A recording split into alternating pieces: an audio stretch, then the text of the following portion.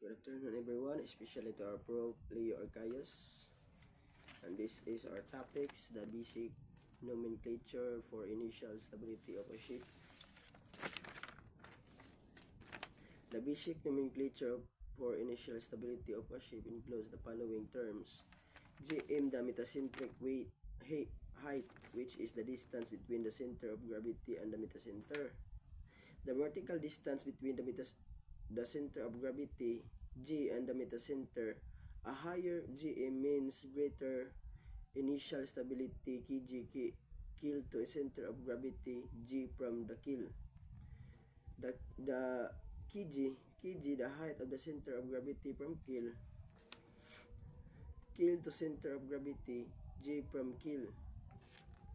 Km, the height of the metacenter from keel to metacenter, the height of the metacenter, M from to the keel. Kb, the height of metacenter of buoyancy from the keel to center of buoyancy, the height of the center of the buoyancy. B from the keel, the center of buoyancy is the point when buoyant force acts.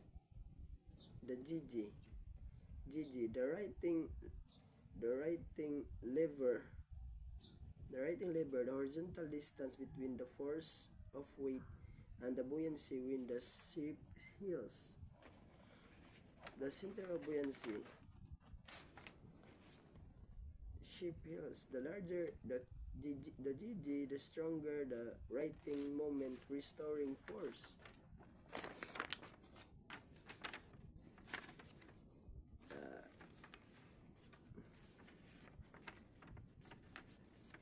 The center of buoyancy,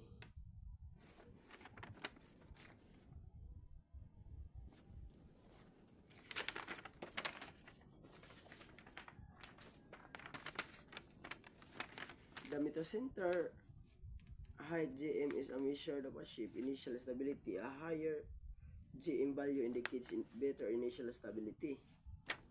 The initial stability is the resistance of a ship to small changes in difference between the vertical force applied on its two sides.